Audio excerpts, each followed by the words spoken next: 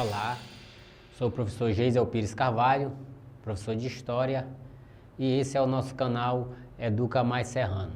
Deixe o seu like, inscreva-se no nosso canal e ative o sininho das notificações. No nosso encontro de hoje, nós falaremos sobre as civilizações pré-colombianas, com destaque para os povos incas. Lembrando que chamamos de pré-colombiano todos aqueles povos que habitavam a América antes da chegada do explorador, do navegador Cristóvão Colombo, no ano de 1492. Porém, a história dá destaque para três povos: os maias, os astecas e os incas. E nesse encontro de hoje nós falaremos dos incas. Nos referimos a esses povos como civilizações por conta de terem atingido um alto grau de desenvolvimento no seu apogeu. Portanto, no encontro de hoje nós encerraremos a trilogia sobre as civilizações pré-colombianas falando dos incas. Pois bem, primeiro, onde se localizava a civilização inca? Onde se desenvolveu o Império Inca? O Império Inca se desenvolveu numa região montanhosa que vai da atual Colômbia, passando pelo Equador, Peru, parte da Bolívia, parte da Argentina e quase a totalidade do território chileno da atualidade. Nessa imagem aqui vocês podem ver onde se localizava a civilização Inca e o mapa atual da América do Sul. Então nós estamos falando de uma civilização que ocupou 4.700 quilômetros aproximadamente, são as estimativas dos historiadores, nessa região.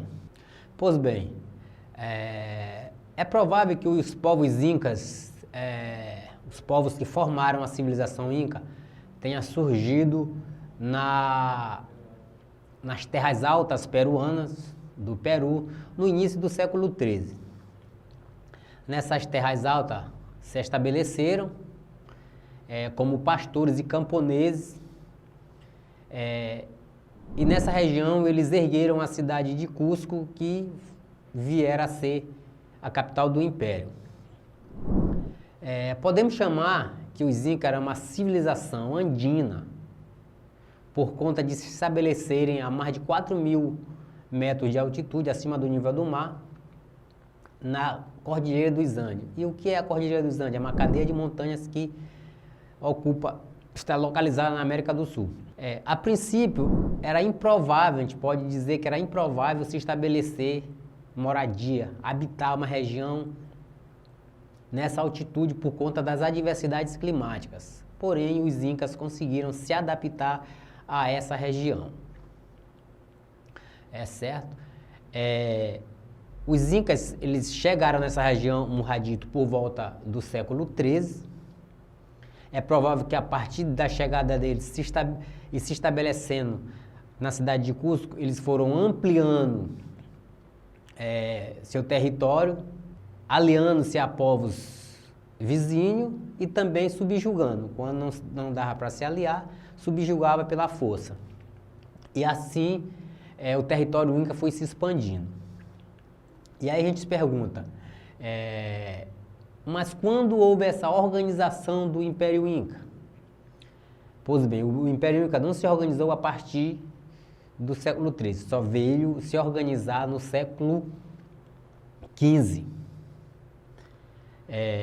E essa organização se deu com o Sapa Inca Pachacuti, no ano de 1438. Sapa Inca é o nome dado ao imperador Inca.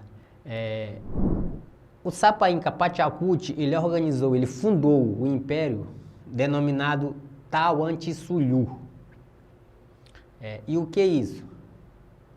Na língua Quechua, que é a língua dos povos que provavelmente deram origem, que fundaram o império, na língua Quechua, Tahuantinsuyo, não numa tradução literal, né, mas próximo disso, os incas se referiam ao Tahuantinsuyo como Império das Quatro Direções, das 4 regiões, das 4 partes. Então, assim era organizado o Império. Assim o Sapa Inca organizou o Império. Eram 4 províncias, a província do Norte, a província do Sul, a província do Leste e a província do Oeste. Essas províncias, elas se encontravam, parte dessa província, elas tinham um encontro com a cidade de Cusco, certo? Lembrando que de todos os povos que se organizaram na América pré-colombiana, os Incas foram aqueles povos que organizaram o maior império. No princípio, esse termo Inca era direcionado para membros do governante, da classe dominante, ou mesmo apenas para os povos que fundaram o império.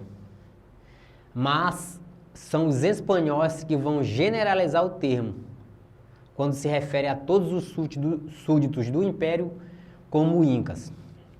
Certo? É bom lembrar isso. Diferentemente dos outros povos pré-colombianos que já falamos, no caso os astecas e os maias, que organizaram a sua forma administrativa, político-administrativa, em forma de cidades-estados, os Incas formaram um governo centralizado. Ou seja, o Império Inca, ele tinha centro administrativo, político e militar sediado na sua capital, na cidade de Cusco. Era a partir da cidade de Cusco que todas as decisões eram tomadas. Apesar de haver as 4 províncias, mas essas 4 províncias elas tinham que dar satisfações ao imperador, né, ao Sapa Inca. Professor, e como chegar, se conectar numa região montanhosa, de difícil acesso e com uma distância muito grande, que no caso foi o Império Inca? Pois bem, para interligar 4.700 quilômetros, que são as estimativas que os historiadores nos trazem, os Incas, eles se interligavam, criaram uma eficiente rede de estradas construída nas encostas das montanhas. E essas estradas eram exatamente para conectar os lugares mais distantes da capital. Por outro lado, como fazer para as informações dos produtos circulassem no Império? Os Incas também criaram um serviço de correio, um serviço postal, que consistia em treinar os jovens desde criança para correr longa distância, trazendo informações e produtos de um lugar para o outro. E essas principais estradas tinham como direção principal a capital do Império, a cidade de Cusco. Além de estradas e pontes que os Incas construíram, a arquitetura Inca ela teve um grande destaque naquele tempo e é motivo de estudo até os dias de hoje. E uma das construções que tem maior destaque na civilização Inca é a cidade de Machu Picchu, que hoje é lugar de peregrinação de turistas do mundo inteiro. É provável que a cidade de Machu Picchu tenha sido construída como um centro de observação astronômica, ou possa e seja uma casa de veraneio, uma casa de final de semana, onde o Sapa Inca descansava. Assim como pode ter sido também uma cidade para cerimoniais religiosos. Isso são hipóteses levantadas. Os Incas, eles compunham um número pequeno da população. As estimativas variam entre 15 a 40 mil pessoas. Porém, governavam uma população de aproximadamente 10 milhões de pessoas. Então, era uma ousadia muito grande o tamanho do império, governar um império dessa proporção. E 10 milhões é uma estimativa, mas há estimativas de números bem maiores. Nessas imagens aqui nós trouxemos a cidade de Machu Picchu, imagens que retratam a cidade de Machu Picchu na atualidade. Aqui estão as estradas e as pontes, né, que faziam essa ligação entre os mais distantes pontos do Império. Podemos ver as estradas, elas ficam de fato nas encostas das montanhas, em lugares bastante íngremes. Pois bem, e a sociedade inca, como é que ela era formada, professor? Bom, assim como os demais povos da América pré-colombiana, mais especificamente os maias e os astecas, que nós já falamos, a sociedade inca também era uma sociedade hierarquizada em camadas sociais, era estratificada, ou seja, eram divididos pelo grau de importância que tinha dentro da sociedade. E no topo dessa pirâmide social, quem ocupava era o imperador, que era conhecido como Inca ou Filho do Sol, lembrando que o Inca era uma sociedade teocrática, tinha um governo teocrático, ou seja, acreditava-se que o imperador tinha relações com o divino. Então era o imperador que ocupava o topo dessa pirâmide. Gozava, obviamente, de enormes poderes e privilégios, e o cargo era hereditário, ou seja, a ocupação do trono era feita de forma hereditária, ou seja, passava de pai para filho ou para um parente mais próximo.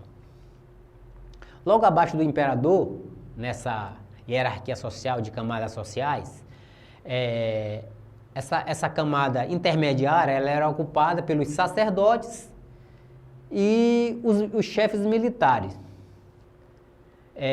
com uma ressalva. Todos os sacerdotes e os chefes militares, eles provinham da nobreza, ou seja, nem todo mundo ocupava esses cargos do sacerdócio e a carreira militar, certo? Por fim, e na base da pirâmide, com toda a sociedade estratificada, né, hierarquizada, sempre fica a grande maioria do povo, né? E no caso da sociedade inca, quem ocupava a base da pirâmide era quem de fato fazia o serviço, quem de fato sustentava a sociedade inca, que no caso eram os artesãos, os camponeses, os soldados. E nessa camada inferior, os camponeses constituíam a maioria da população do Império Inca, certo? Então assim era organizada socialmente a sociedade inca. Professor, e a religião inca? Como era a religião do Império Inca? Como eles viam essa questão religiosa? Pois bem, assim como os demais povos dessa região da América pré-colombiana, que eram politeístas, os incas também eram. Os incas eram povos politeístas. E o que é isso? Era um povo que acreditava em várias divindades, em vários deuses. E dentre essas divindades que os incas acreditavam, que compunham o seu panteão divino, né, nós temos o deus Viracocha, que também podia ser chamado de Pachacamac, era o Deus criador de todas as coisas vivas. Assim eles acreditavam que esse era o Deus que tinha criado todas as coisas vivas. Outro Deus importante no panteão inca era o Apu-Lapu, que era o Deus da chuva. O Lapa, que era a deusa do raio e do trovão. E o Deus Inti, que era o Deus do Sol, e era a divindade padroeira da cidade de Cusco. Provavelmente o Deus mais importante dentro desse panteão. Era o Deus que era cultuado pelos incas, né? E o imperador tinha relação com o Deus Inti. Acreditavam que os poderes que o imperador tinha era direcionado por esse Deus Inti, certo? E dentro dessas crenças religiosas da religião inca, o povo inca acreditava na reencarnação, né?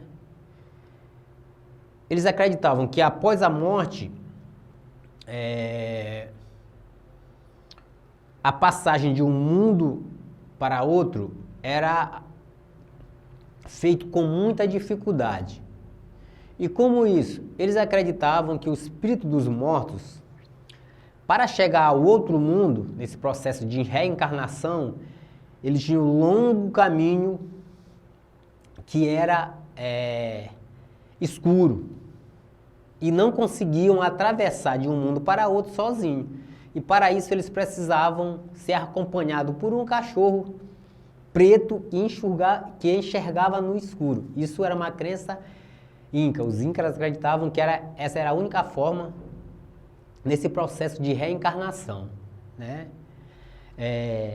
Assim como os povos já falamos, os incas também, nos seus cerimoniais, nos seus rituais, eles praticavam sacrifícios humanos. Mas não só sacrifícios humanos, também praticavam sacrifícios de animais. Certo? Tinha uma grande demanda também por sacrifício de crianças. Geralmente esses sacrifícios que envolviam crianças eram feitos em grandes momentos. Quando o imperador morria, quando o Sapa Inca morria, quando havia a ocupação do cargo de imperador, de um novo governante, também eram feitos sacrifícios, e obviamente esse sacrifício está relacionado com agradecimento, né, aos deuses, né? E quando, por exemplo, se tinha uma crise de fome, então era preciso sacrificar, né, para contemplar os deuses e assim essa fase passar. Assim os incas acreditavam. Outro aspecto do cerimonial religioso inca, que eles tinham uma certa crença, era de que eles acreditavam que o inca não podia morrer queimado. Tinha uma certa importância não morrer queimado no ritual inca ou na sociedade inca. E por que isso? Porque eles acreditavam que uma vez queimado, o inca perderia as suas forças vitais, né? E teria dificuldade de passar para o outro mundo, o processo de reencarnação. Ou seja, uma vez queimado, ele estaria ameaçado essa passagem de um mundo para outro, nesse processo de reencarnação, como já dito, certo? E por fim, a nobreza praticava o ritual de deformação craniana. E o que é isso? Para diferenciar a nobreza de outras classes sociais, esse ritual de deformação craniana era feito da seguinte maneira: a criança, recém-nascido, tinha na sua cabeça amarrado tecidos, de forma que a cabeça se tornasse em forma de cone, isso simplesmente para diferenciar a nobreza das outras classes sociais, né? Assim eram os cerimoniais religiosos na sociedade inca, no Império Inca. Professor, e como era que se organizava a economia no Império Inca? A economia no Império Inca era basicamente agrícola, ou seja, a base da economia do Império Inca era a agricultura, e cultivavam diversos produtos, né? O milho, a batata, o feijão, a pimenta, a mandioca, e tinha um grão conhecido como quinua. Mas a base da alimentação do povo inca estava envolto com a batata e o milho.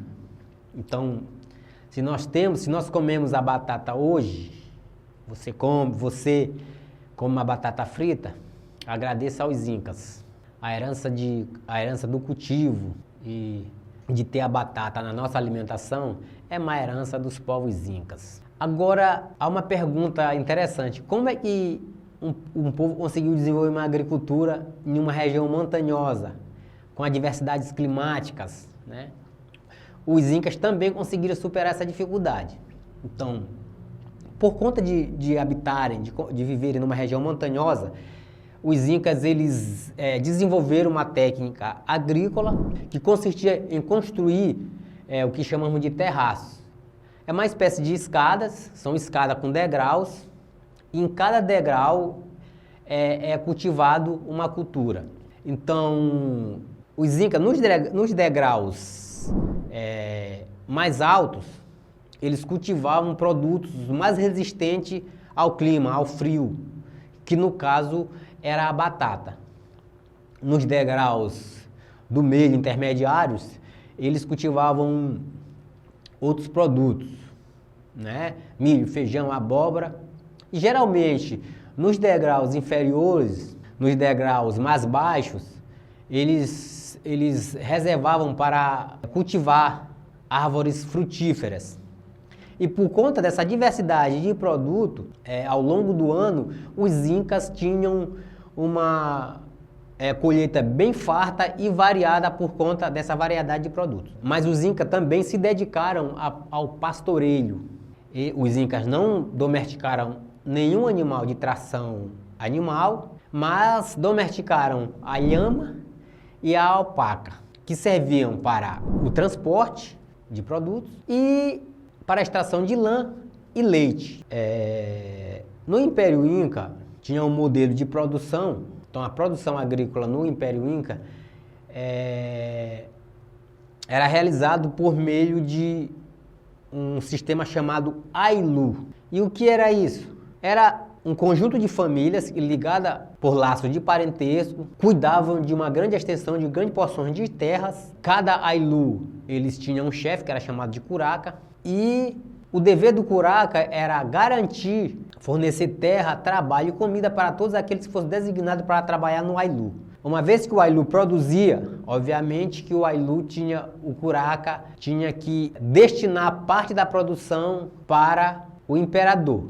Então, geralmente o Ailu dividia 3 partes da produção, uma parte para o Sapa Inca, uma parte para os deuses, que na verdade era a responsabilidade dos sacerdotes, fazer o alimento, e a terceira parte era para os camponeses que cuidavam da terra. A partir da produção desse sistema do Ailu, as famílias, como já dito, as famílias que controlavam o Ailu, obviamente tiravam o necessário para o seu sustento e teriam que pagar os impostos que era devido ao imperador, o Sapa Inca. Lembrando que o Império Inca era um império tributário, ou seja, quem fazia parte do império tinha que pagar tributos ao Sapa Inca. Ou seja, um povo que era subjugado, no momento que ele passasse a fazer parte do Império Inca, ele também passava a ser um súdito tributário.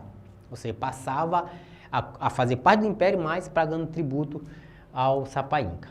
Por outro lado, os camponeses, como já dito lá atrás, que compunham a maioria da população do Império Inca, eles tinham um trabalho compulsório, ou seja, um trabalho obrigatório. E que trabalho era esses? Eles, ao longo do ano, eles tinham que prestar serviço ao Império. E essa forma de serviço, esse formato de serviço compulsório, recebeu o nome de mita. E os camponeses eram uma espécie de tributo. Os camponeses, além de cuidar da terra, de cultivar a terra, ao longo do ano, de acordo com a necessidade do Império, eles eram recrutados para trabalhar em obras como estrada, pontes, enfim, aquilo que fosse necessário fazer. Era uma espécie de tributo. E os espanhóis, o formato de trabalho compulsório foi adotado pelos espanhóis. Os incas não acreditavam que isso era uma forma de escravidão. Não consideravam isso como escravidão. Como podemos ver nessas imagens, nós estamos observando aqui os terraços agrícolas, esses terraços onde os incas conseguiram desenvolver essa técnica para a produção de alimentos nas montanhas, né? E é bastante interessante, quer dizer, uma técnica bastante avançada para aquele tempo. E esses terraços, eles aproveitavam a água que os incas também conseguiram construir sistemas de irrigação para alimentar esses terraços. Pois bem, assim como os demais povos da América pré-colombiana que viveram um apogeu e tiveram seu florescimento e atingiram um alto grau de desenvolvimento, mas também tiveram sua decadência, o seu processo de decadência, que foram levados por um e outros motivos. Os Incas também, os povos Incas, o Império Inca também não foi diferente. O Império Inca também entrou no processo de decadência. E como se deu isso? Ao longo da história do Império Inca, esse império ele foi governado por Pachacuti, aquele que fundou o Tahuantinsuyo. Ele governou de 1438 a 1472. Após ele foi substituído pelo Tupac Yupanqui, que governou de 1472 a 1493. Logo em seguida veio Huayna Capac, e governou de 1493 a 1525. Huayna Capac foi sucedido pelo seu filho Huáscar, que governou de 1525 a 1532. E por fim, o outro filho de Huayna Capac, que é o Atahualpa, o Sapa Inca Atahualpa, que governou de 1532 e 1533. Pois bem, professor, e como aconteceu esse processo de decadência? Há uma ordem cronológica, né, de governança, mas no ano de 1527 vai ter início uma guerra civil dentro do Império Inca que vai fragilizar o Império. Ou seja, a briga pela sucessão do Sapa Inca, o Huayna Capac, a briga entre os seus dois filhos, Huáscar e Atahualpa, vai enfraquecer o Império. E quando os espanhóis chegam na América do Sul, tem contato com os Incas, esse império já está fragilizado por conta dessa guerra civil. Lembrando que o Atahualpa, ele vence o seu irmão, assume o governo do Império Inca, mas não consegue ficar por muito tempo porque ele vai ser subjugado pelos espanhóis. Nesse contato com os espanhóis, liderado por Francisco Pizarro, Atahualpa é sequestrado, os espanhóis o sequestram. O Atahualpa, para ser liberto, dá uma grande quantidade de ouro, que a história nos diz que foi uma sala cheia de ouro e prata, que tinha muito valor para os espanhóis e o qual os incas não davam esse valor para os metais preciosos. O que acontece? Acontece que os espanhóis o sequestram, pegam o ouro, mas não o libertam. Pelo contrário, matam tanto Atahualpa quanto seu irmão. E em 1533, depois de todo esse desfecho, todo esse desenrolar dessa guerra civil e o aprisionamento do Sapa Inca, em 1533, os espanhóis vão conquistar o Império Inca, as dominações do território Inca, como disse, liderado por Francisco Pizarro. Mas é só em 1572 que o Império Inca vai ser tomado por completo, porque de 1533 a 1572 ainda há um foco de resistência Inca liderado por Tupac Amaru.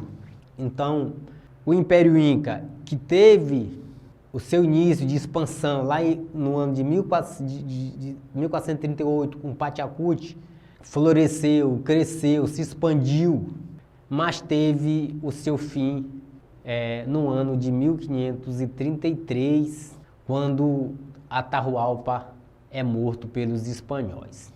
Esse era o nosso encontro de hoje.